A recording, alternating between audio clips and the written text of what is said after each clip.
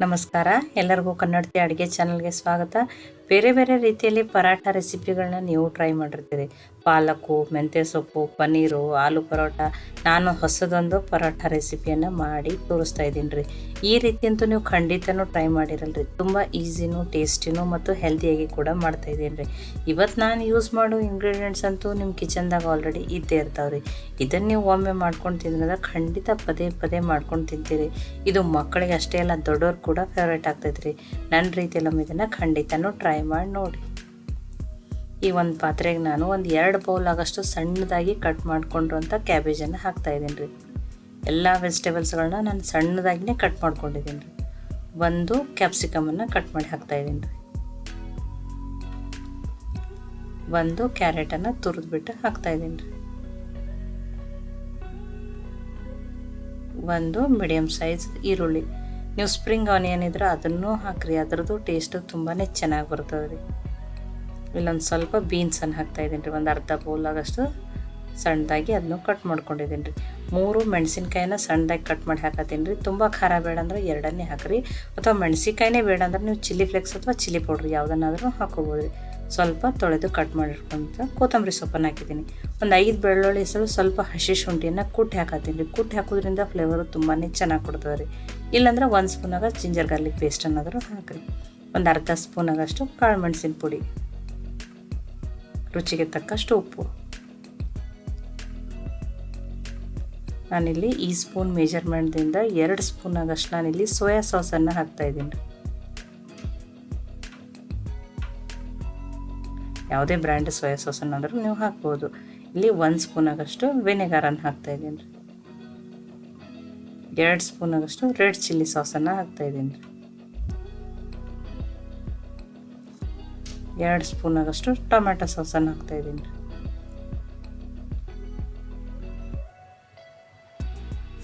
ನೋಡಿರಿ, ಈಗ ಇದನ್ನು ಮಿಕ್ಸ್ ಮಾಡ್ಕೊಳ್ಳೋಣ ರೀ. ವೆಜಿಟೇಬಲ್ಸು, ಸಾಸು, ಉಪ್ಪು ಎಲ್ಲ ಚೆನ್ನಾಗಿ ಮಿಕ್ಸ್ ಆಗಲಿ ರೀ.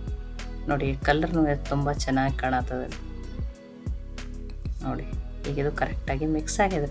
ಇಲ್ಲಿ ನಾನು 1 ಬಟ್ಲಾಗಷ್ಟು ಅಕ್ಕಿ ಹಿಟ್ಟನ್ನು ತೊಗೊಂಡಿದ್ದೀನಿ. ಅಕ್ಕಿ ಬಿಸಿ ನೀವು ಮಾಡ್ಕೊಂಡ್ರೆ ಹಿಟ್ಟಾದ್ರೆ ತೊಗೊರಿ, ಅಥವಾ ರೆಡಿಮೇಡ್ ಹಿಟ್ಟು ಯಾವುದನ್ನಾದ್ರೂ ನಡೀತದೆ ರೀ. ಇಲ್ಲಿ ಬೈಂಡಿಂಗ್ ಸಲುವಾಗಿ ಸಣ್ಣ ಬೌಲೇ 1 ಬೌಲಾಗಷ್ಟು ಸೋಸ್ ಇಟ್ಕೊಂಡಿರುವಂಥ ಗೋಧಿ ಹಿಟ್ಟನ್ನು ತೊಗೊಂಡಿದ್ದೀನಿ. ಆಶೀರ್ವಾದ ಆಟ ತೊಗೊರಿ, ಅಥವಾ ಆಶೀರ್ವಾದ ಮಲ್ಟಿಗ್ರೇನ್ ಆಟ ಯಾವುದನ್ನಾದ್ರೂ ನಡೀತದೆ ರೀ. ಈಗ ಇದನ್ನು ಮಿಕ್ಸ್ ಮಾಡ್ಕೊಳ್ಳೋಣ ರೀ. ಫಸ್ಟ್ ಇದನ್ನು ಹಾಗೆ ಮಿಕ್ಸ್ ಮಾಡ್ಕೊಳ್ಳೋಣ ರೀ. ವೆಜಿಟೇಬಲ್ಸು ತುಂಬ ನೀರು ಬಿಟ್ಟಿರ್ತದೆ ರೀ. ನಮಗೆ ಬೇಕನ್ನಿಸ್ರು ಸ್ವಲ್ಪ ಹಿಟ್ಟನ್ನು ಮತ್ತು ನೋಡಿ ಆ್ಯಡ್ ಮಾಡ್ಕೊಳಕ್ಕೆ ಬರ್ತದೆ ರೀ. ನೋಡಿ, ಇನ್ನೂ ಒಂದು ಸ್ವಲ್ಪ ಹಿಟ್ಟು ಹಿಡಿಸ್ತದೆ ಅನ್ನಿಸ್ತದೆ ರೀ. ಅದಕ್ಕೆ ನಾನು ಇನ್ನೊಂದು ಸ್ವಲ್ಪ ಒಂದು 3 ಸ್ಪೂನಾಗಷ್ಟು ಗೋಧಿ ಹಿಟ್ಟನ್ನೇ ಹಾಕೋತೀನಿ ರೀ. ಬೈಂಡಿಂಗ್ ಸಲುವಾಗಿ ಅಂತಲ್ಲ, ನೀವು ಗೋಧಿ ಹಿಟ್ಟನ್ನೇ ಹಾಕೋರಿ. ಅಕ್ಕಿ ಹಿಟ್ಟಿನಲ್ಲಿ ಜಿಗಿ ಜಾಸ್ತಿ ಇರಲ್ಲ, ಅವು ಪರಾಟ ಚೆನ್ನಾಗಿ ಬರಲ್ಲ ರೀ.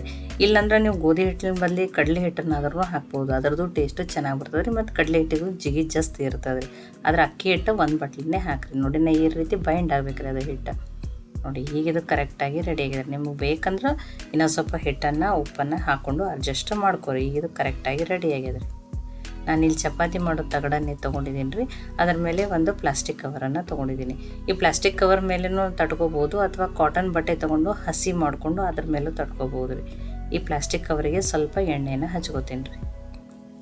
ನೋಡಿ, ಒಂದು ಸ್ವಲ್ಪ ತೊಗೊಳೋಣ ರೀ ಹಿಟ್ಟನ್ನು. ನೋಡಿ, ಒಂದು ಸ್ವಲ್ಪ ಕೈಗೂ ಹೆಚ್ಕೊಂಡು ಈ ರೀತಿ ಇದನ್ನು ರೌಂಡ್ ಮಾಡ್ಕೋತೀನಿ ರೀ. ಇನ್ನೊಂದು ಸ್ವಲ್ಪ ನೋಡಿ, ಕೈಗೆ ಎಣ್ಣೆ ಹಚ್ಚಿ ತಳಗೆ ಪ್ಲಾಸ್ಟಿಕ್ ಕವರ್ಗೆ ಎಣ್ಣೆ ಹಚ್ಚಿ ಇದನ್ನು ನೀಟಾಗಿ ತಟ್ಟೋಣ ರೀ. ತುಂಬ ತೆಳುವೂ ಬೇಡ, ತುಂಬ ದಪ್ಪನೂ ಬೇಡ, ಆ ರೀತಿ ತಟ್ಟಬೇಕು ರೀ ಇದನ್ನು.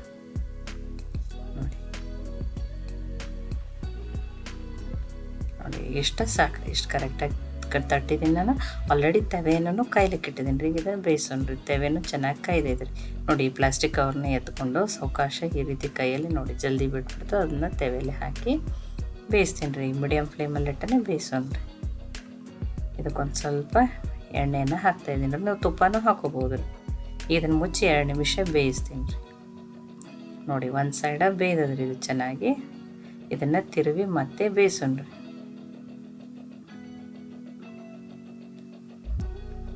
ನೋಡಿ, ಗೋಧಿ ಹಿಟ್ಟಿನಿಂದ ಸಾಫ್ಟೂ ಆಗಿರ್ತಾವೆ ರೀ. ಅಕ್ಕಿ ಹಿಟ್ಟಿನಿಂದ ಸ್ವಲ್ಪ ಕ್ರಿಸ್ಪಿನೆಸ್ಸೂ ಬಂದಿರ್ತಾವೆ ರೀ ಇವು. ನೋಡಿ, 2 ಸೈಡ ಚೆನ್ನಾಗಿ ಬೇಯ್ದದ್ರಿ ಇದು ಕರೆಕ್ಟಾಗಿ ಪರಾಟ. ನೋಡಿರಿ ತುಂಬ ಕಲರ್ ಆಗಿ ಪರಾಟ ಬಿಸಿ ಬಿಸಿಯಾಗಿ ರೆಡಿ ಆಗ್ಯದ್ರಿ ಇದು. ನೋಡಿ ತಿನ್ನೋಕ್ಕೂ ತುಂಬಾ ಟೇಸ್ಟಿಯಾಗಿರ್ತದೆ ರೀ. ನಾನು ಇನ್ನೊಂದು ಪರಾಠನೂ ನಿಮಗೆ ಮಾಡಿ ತೋರಿಸ್ತೀನಿ ರೀ. ನೋಡಿ ಇನ್ನೊಂದನ್ನು ಮಾಡಿ ತೋರಿಸ್ತೀನಿ. ಮತ್ತು ನಿಮಗೆ ಯಾವ ವೆಜಿಟೇಬಲ್ಸ್ ಇಷ್ಟನೋ ಆ ವೆಜಿಟೇಬಲ್ಸ್ಗಳನ್ನು ನೀವು ಆ್ಯಡ್ ಮಾಡ್ಕೋಬೋದು ರೀ.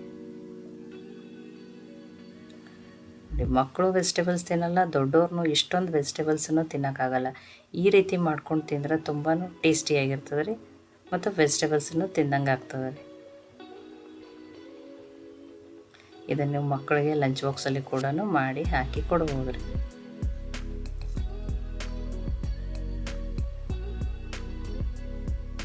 ನೋಡಿ ಆ ಪ್ಲಾಸ್ಟಿಕ್ ಕವರಿಗೆ ಎಣ್ಣೆ ಹಚ್ಚಿದ್ರಿಂದ ಬೇಗನೆ ಬಿಡ್ತದೆ ರೀ ಅದು.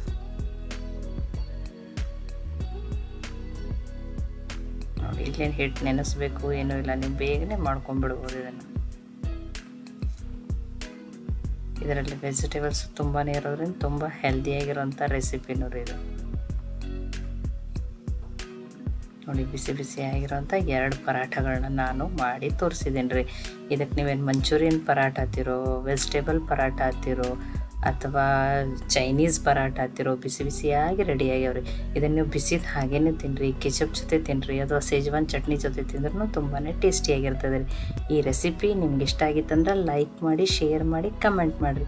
ಖಂಡಿತನೂ ಟ್ರೈ ಮಾಡಿರಿ. ಮತ್ತೆ ಒಳ್ಳೆ ರೆಸಿಪಿ ಜೊತೆ ಸಿಗೋಣ. ಎಲ್ಲರಿಗೂ ಧನ್ಯವಾದಗಳು. ಕನ್ನಡತಿ ಅಡುಗೆ ಚಾನಲನ್ನು ಸಬ್ಸ್ಕ್ರೈಬ್ ಮಾಡಿ, ಬೆಲ್ ಐಕಾನ್ ಪ್ರೆಸ್ ಮಾಡೋದನ್ನು ಮರಿಬೇಡ್ರಿ.